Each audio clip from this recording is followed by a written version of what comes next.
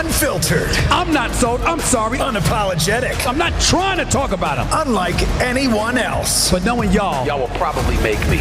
Broadcasting live outside AT&T Stadium in Arlington, Texas. It's the Stephen A. Smith Show.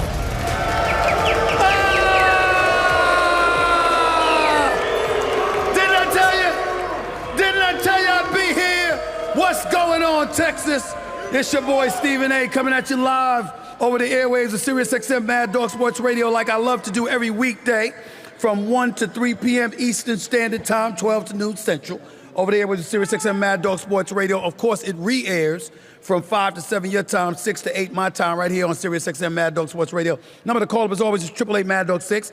It's 888-623-3646. And for those who want to send in voicemails and all of that stuff, because they don't want to stay online, just go to SiriusXM.com/GetSerious. That's SiriusXM.com/GetSerious and leave your voicemail. Happy to be with you. I love being here. I mean, don't tell nobody. Don't tell nobody. But I do actually love being here.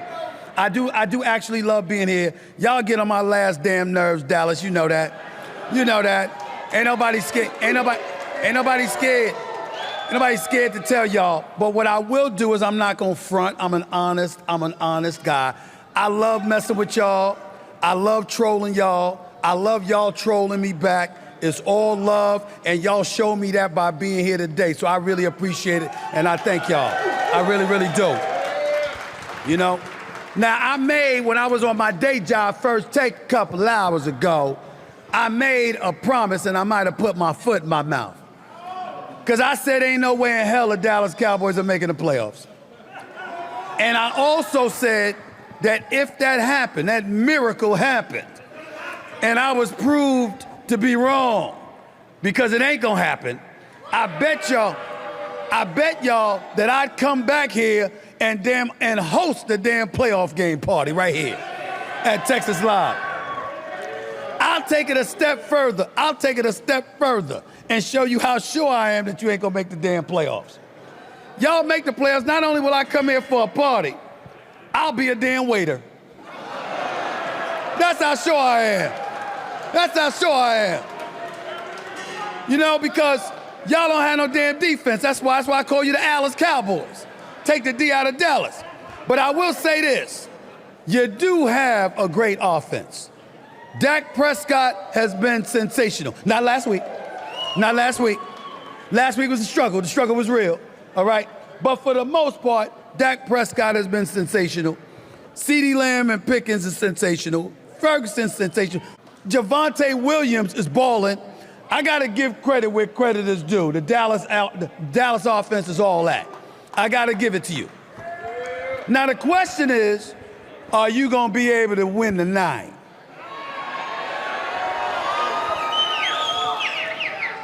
Against the Arizona Cardinals? I'll answer that question a little bit later on in the show. My man Michael Irvin is coming back. DeMarcus Ware is going to be in the house. And the one and only Mr. Jerry Jones is coming into the house as well. Howard, oh my Lord. I'm like Fred Sanford holding my hand to my chest right here. How y'all booing Jerry? You better watch your manners. Jerry built all of this for y'all. He got Jerry World for y'all. I mean, and by the way, that offense is big time. That's Jerry Jones now. You can't have it both ways. Be nice. Be respectful. Leave the disrespect to me. You be respectful, okay? Listen, before I get into some more football, I need to transition, if you don't mind, just for a second, to talk about baseball just for this moment. We gotta give love where it's due to Major League Baseball. I'm not talking about just the game. I'm talking about what's happening. I'm talking about what's happening to the sport as we speak. You see, when you make these rule changes, whether it's a pitch count, whether it's a lower pitch and mound, whether it's no shifting or anything like that, you've invited athleticism back to the game. And people ain't relying on just a home run in order for excitement to exist in the sport. And as a result, you're seeing people manufacturing runs, you're seeing people stealing bases, you're seeing people like Paez make that great catch that he made, in Game 7.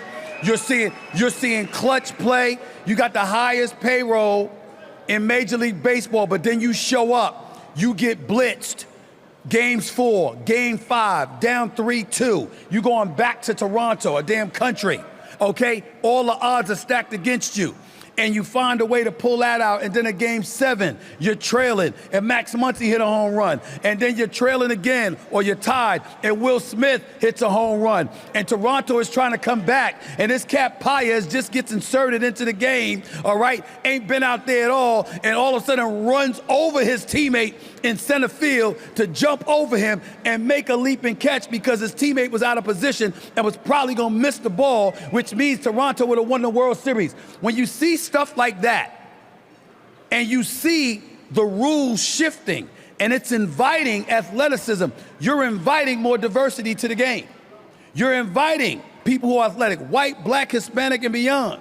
And all of a sudden, you're embracing a gorgeous mosaic instead of looking at a sport leaning on a national pastime, you know, with a few others sprinkled in there. And no, that's all changed now.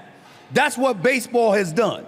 So I just wanted to take a moment to give baseball props, because if your baseball not only is doing that,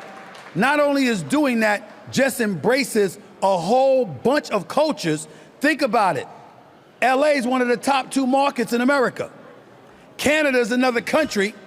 And the stars for LA were all from Asia, and Shohei Ohtani, and Yamamoto, and Sasaki.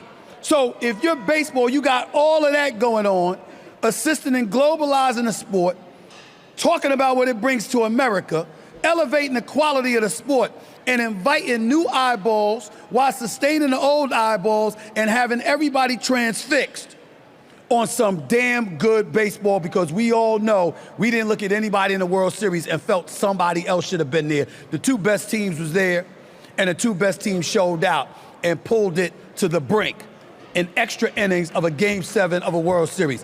That's what it's all about, ladies and gentlemen. That's what it's all about. So I just wanted to give Major League Baseball props for all of that. Now let me get back to my football. The Dallas Cowboys should win tonight. But that don't mean you're going to. They say Kyler Murray is probable for the night. He may play, he's not going to start. Jacoby Brissett will start. As a result, you're the Dallas Cowboys. Even though Jacoby Brissett has been playing this year, or has played this year, better than Kyler Murray was playing before he got hurt, the bottom line is, Kyler Murray's Kyler Murray. The brother ain't lost in Texas in high school, college, or the pros. This state has been very, very good to him. So if you're the Dallas Cowboys, you got a problem. Now, looking at the Cardinals, they're 7-1 in their last 8 meetings against the Cowboys. 7-1. Well, saying they suck doesn't answer the question, okay? See, on a microphone, you gotta have facts. You can't have your emotion. And the fact is that they 7-1 in the last 8 damn meetings. Now, when you look at the Cowboys, you can score on anybody. Who can you stop? Y'all couldn't stop a cold. You gotta figure it out. And when Jerry comes up here, what I wanna know is, are y'all going to press him a little bit about the fact that the NFL trading deadline is tomorrow at 4 o'clock, and you need him to do something, all right?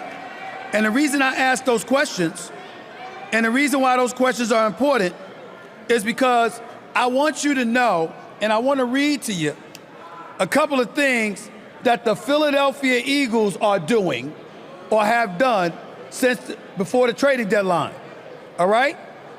They acquired this cat, Jalen Phillips, from Miami, all right? And you needed him. He's got like 15 and a half sacks over the last 2 seasons. Returned to play 4 games last year, but missed the rest of the year with a torn ACL. But he's back now with 3 sacks this year. The Eagles are tied 24th in the NFL with sacks this year. They also acquired cornerbacks Jared Alexander from the Ravens and Michael Carter II from the Jets in trades over the last few days. So the reigning defending Super Bowl champions, who are number 1 in the NFC East in first place, are saying we ain't standing still. Now, what y'all gonna do? And here's why I say y'all, 'cause I blame y'all. It's your fault. You see, here's what's happened. This is what has happened to the city. Let me tell you what happened to the city. First of all, Dallas is a marvelous, marvelous city. I thought about moving here. I'd have been with y'all. You know what I'm saying? I thought about moving here.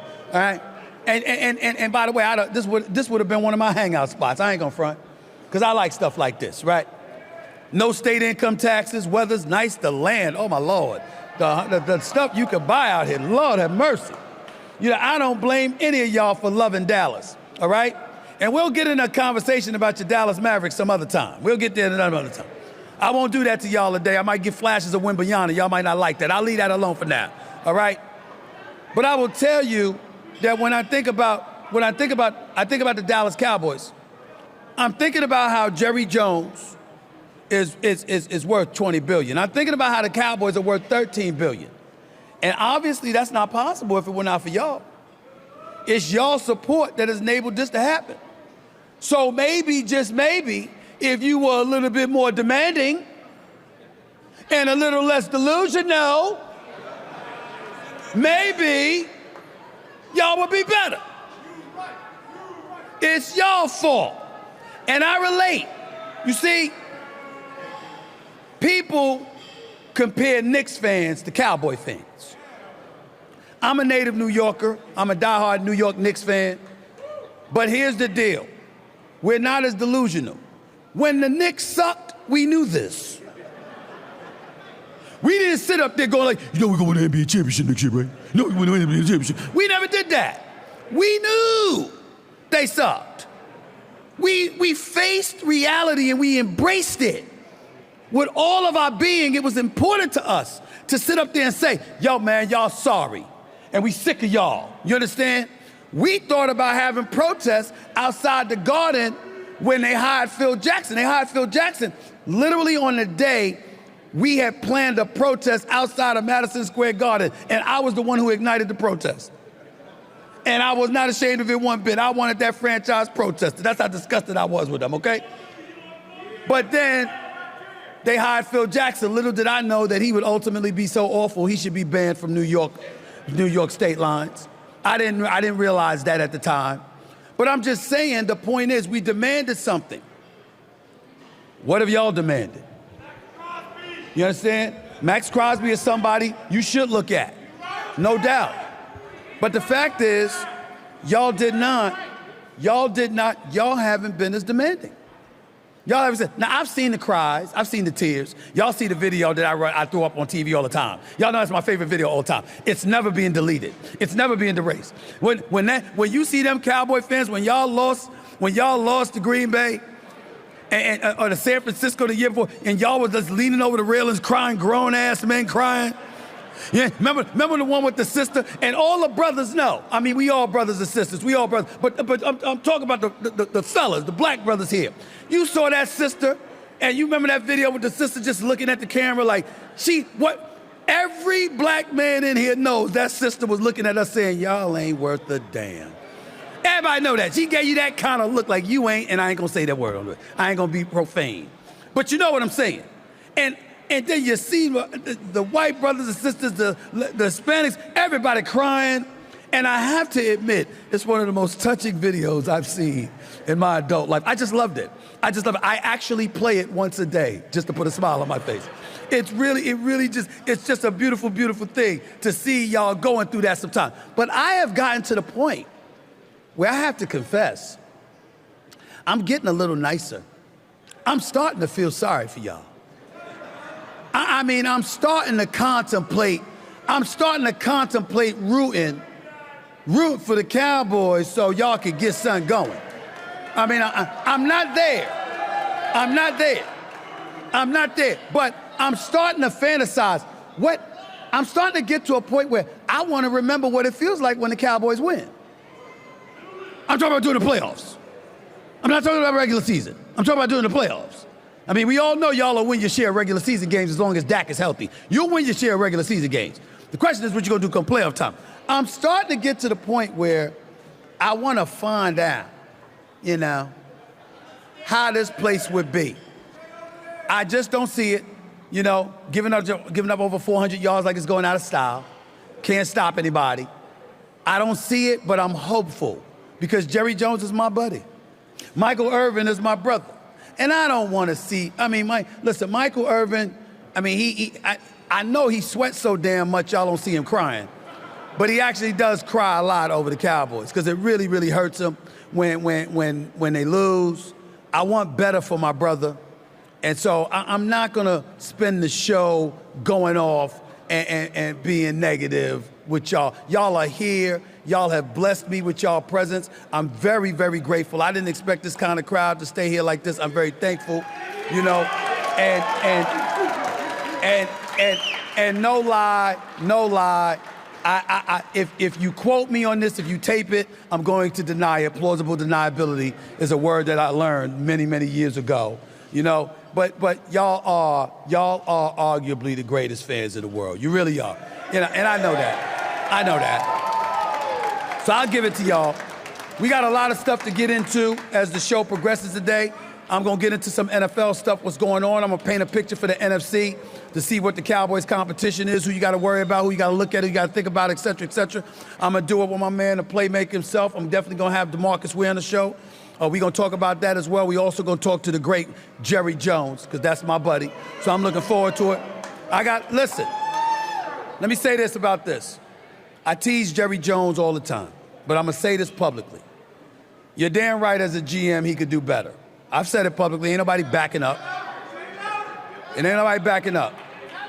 But when people try to use things as an opportunity to attack him personally, I've known the man for years, and I cannot count the amount of people whose lives he has touched, the people he has supported, and things that you all will never, ever, ever know that he has done in this community for people you have loved throughout this country. You have no idea what a good man he has been to so many people. That's why we have the relationship we have. We don't have the relationship we have because I'm trolling him about his damn Cowboys all the time. A matter of fact, he cusses me out half the time over that, okay? It's the truth. I don't care, and neither does he. Because when it comes to real things, the man does a whole lot of good that he never talks about, that he never tells anybody about, that a lot of people don't know about. He didn't tell me about 90% of the things he's done. They told me, the people whose lives he's touched. And so that's what I want people to remember. That's why that's my guy. Even though I'm gonna tease him and I'm gonna troll him, I'm gonna laugh when he loses, you understand? Because I can't stand y'all guys half the time. It's all in fun. Just having a good time, being a sports fan and loving and hating on teams. That's what comes with sports. But I want y'all to know something. Just like y'all are here for me today, I'm gonna always be here for y'all. We can go and have fun, go off about football and all of that stuff. You understand? But whenever Dallas needs me, I love this city. And I will happily be here for all of y'all, just like y'all are here for me today. So I appreciate that. 888 Mad Dog 6 is the number to call up. That's 888-623-3646. Up next, the three-time Super Bowl champion, the Hall of Famer, the man affectionately known as the Playmaker, the one and only Michael Irvin comes in to join me for the rest of the show. In a minute, you're listening live to the Stephen A. Smith Show, Sirius XM, Mad Dog Sports Radio. Back with more in a minute.